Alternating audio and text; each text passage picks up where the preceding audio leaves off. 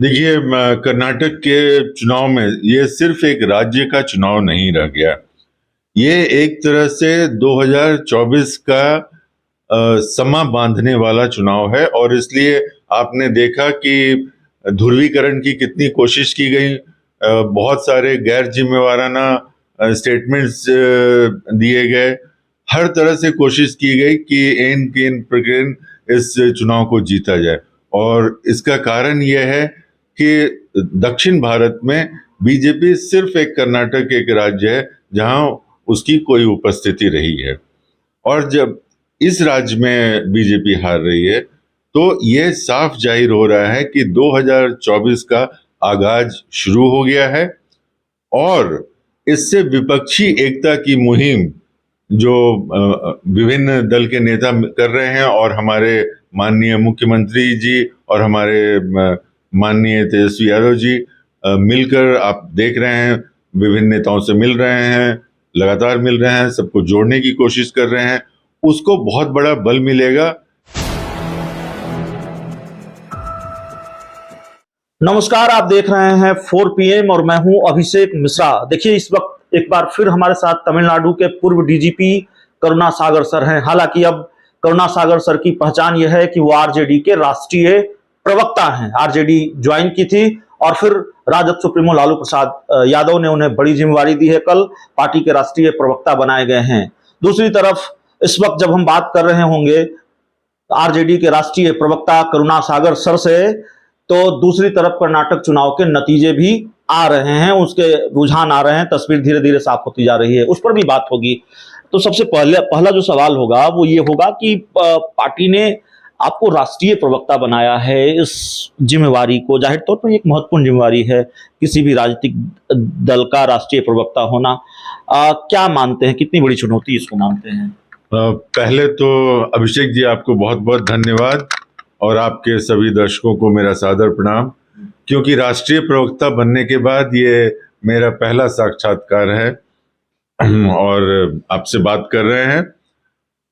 राष्ट्रीय प्रवक्ता बनाने का निर्णय आदरणीय राष्ट्रीय अध्यक्ष आदरणीय लालू जी का था, हमारे नेता आदरणीय तेजस्वी जी का था। तो उन्होंने शायद महसूस किया होगा कि जिस तरह से अभी तक हमने अपनी राजनीतिक जो कुछ समय का है उसमें जिस तरह की बातें की और चैनलों से बातें की, तो उनको विश्वास हुआ होगा कि शायद हम आरजेडी की जो विचारधारा है, आरजेडी की जो सोच है, उसको प्रेस के सामने, जनता के सामने मजबूती से रख पाएंगे। ये बहुत बड़ी जिम्मेवारी है। लेकिन हमारे सीनियर हैं, सांसद मनोज झा जी हैं, और हमारे अग्रज हैं, और हमारे मार्गदर्शक भी हैं। हमारा पुराना संबंध है उनके साथ। तो मुझे लगता है कि वो हमेशा मुझे गाइड भी करेंगे कि किस विषय पर किस तरह से बातें करनी चाहिए, और आप लोगों का मार्गदर्शन तो हमेशा नहीं लगता नहीं कि लालू यादव ने आपको पार्टी ज्वाइन कराई, उसके बाद एक कांटों का ताज आपके सर पर डाल दिया कल। ये बात मैं इसलिए कह रहा हूं, देखिए, ऐसे वक्त में आपको ये बड़ी जिम्मेवारी दी गई है जब देश में 2024 में लोकसभा के चुनाव होने हैं, और देश के किसी भी राज्य के मुकाबले बिहार में उस लोकसभा चुनाव को लेकर गहमागहमी ज्यादा है, क्योंकि इसी बिहार से विपक्षी एकजुटता का जो अभियान है उसका आगाज हुआ है। दूसरी तरफ लालू यादव के राजनीतिक विरोधी उनके तथाकथित कथित जंगल राज को लेकर उनको घेरते हैं, और अभी जो बिहार के उप मुख्यमंत्री हैं तेजस्वी यादव, जो आरजेडी के कर्ता धर्ता है, उनको भी उसी जंगल राज के फ्रेम में बिठाने की कोशिश करते हैं। जैसे उपेंद्र कुशवाहा जेडीयू के नेता थे, वो जब जेडीयू छोड़ते हैं कहते हैं नीतीश कुमार जंगल राज वालों के साथ चले गए, तेजस्वी मुख्यमंत्री बन जाएंगे तो जंगल राज आ जाएगा। ऐसे में तेजस्वी यादव को डिफेंड करना, लालू यादव को डिफेंड करना, लगता नहीं मुश्किल होगा? चुनाव है। नहीं, देखिए, ये एक जो नैरेटिव है जंगल राज का, एक बहुत ही अनफॉर्चुनेट है, मैं बोल रहा हूँ बहुत दुख भरी चीज है कि जो जिम्मेवार राजनेता हैं वो बिहार की छवि को दूसरे राज्यों के सामने और जनता के सामने खराब करने का काम कर रहे हैं, बिहार की अस्मिता के साथ खिलवाड़ कर रहे हैं। जबकि अगर आप जो एनसीआरबी का क्राइम डेटा है उसको कंपेयर करें तो बहुत सारे राज्य हैं मतलब बिहार क्राइम के मामले में बहुत ही नीचे है जो क्राइम होता है। और आप पत्रकार हैं, आप देखते हैं, आप बता दीजिए कहाँ कोई यहाँ बहुत बड़ा माफिया है, स्मगलिंग सिंडिकेट है, बहुत बड़ा गैंग है, बहुत बड़ा गैंग वॉर हो रहा है। जबकि बगल के प्रदेश में हम लोगों ने देखा कि एक एक जिले में एक एक बाहुबलियों का वर्चस्व चलता रहा है। और जो केंद्र की पुलिस है उसके अधीन तिहाड़ जेल जो कम से कम भारत का सबसे सुरक्षित जेल माना जाता है, वहाँ अक्सर बहुत भयानक ढंग से हत्याएं होती हैं। तो अगर पुलिस की कस्टडी में अपराधी सुरक्षित नहीं है, जेल में अपराधी सुरक्षित नहीं है, तो वहां को जंगल राज आप कह सकते हैं।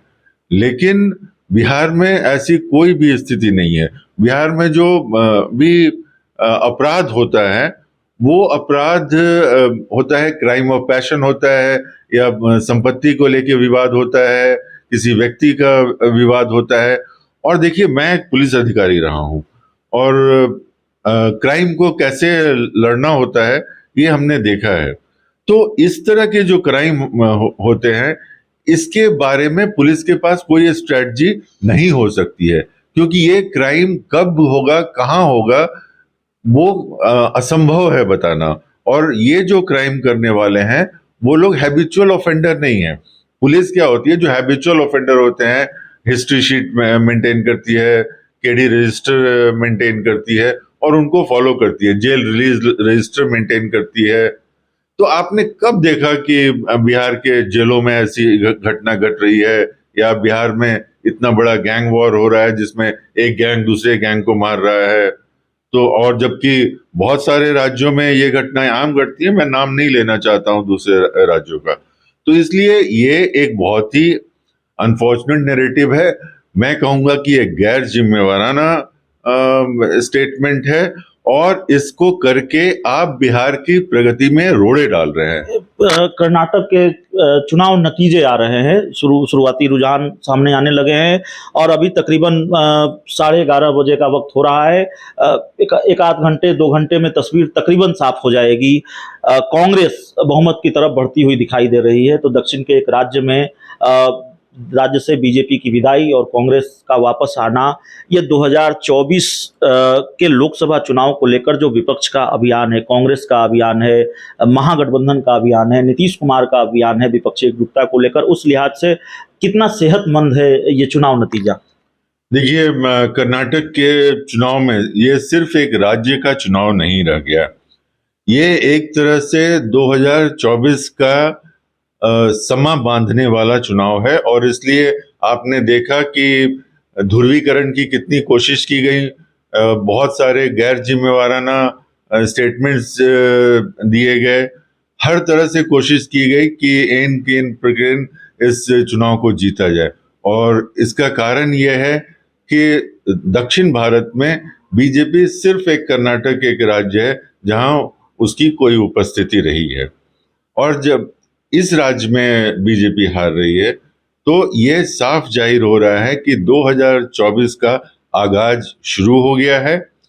और इससे विपक्षी एकता की मुहिम जो विभिन्न दल के नेता कर रहे हैं, और हमारे माननीय मुख्यमंत्री जी और हमारे माननीय तेजस्वी यादव जी मिलकर, आप देख रहे हैं, विभिन्न नेताओं से मिल रहे हैं, लगातार मिल रहे हैं, सबको जोड़ने की कोशिश कर रहे हैं, उसको बहुत बड़ा बल मिलेगा, एक तरह का एक विश्वास आएगा। और 2024 का चुनाव नेताओं के बजाय मुझे लगता है कि जनता इसका फैसला बेहतर करेगी।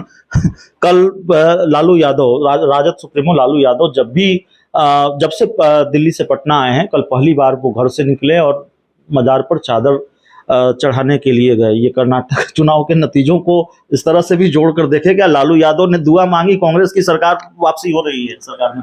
देखिए, सिर्फ आदरणीय लालू जी नहीं, देश की जनता भी दुआ मांग रही है कि सिर्फ कर्नाटक में ही नहीं, देश में इस तरह से जिस तरह की सरकार चल रही है, जिन नीतियों पर सरकार चल रही है, वो देश के भविष्य के लिए अच्छा नहीं है। और देखिए, भारत की जनता हमेशा से, आप जब से चुनाव 1950 के बाद से होने लगे हैं, तो उन्होंने चुनाव के समय बहुत बुद्धिमत्ता का परिचय दिया है। और कई जो नेता जो लगते थे कि कभी हार नहीं सकते हैं, वो भी हारे हैं। तो आप समझिए कि कर्नाटक का जो चुनाव है वो 2024 का जो होने जा रहा है, अलार्म है। उसका अलार्म है। और विपक्ष के नेताओं के लिए ये एक बहुत बड़ा संदेश है, एकजुटता के लिए बहुत बड़ा संदेश है, और जनता इससे बहुत प्रसन्न होगी। चलिए, हमारे साथ आरजेडी के राष्ट्रीय प्रवक्ता और तमिलनाडु के पूर्व डीजीपी करुणा सागर सर थे, और इस चर्चा में, इस इंटरव्यू में इतना ही। बहुत बहुत धन्यवाद।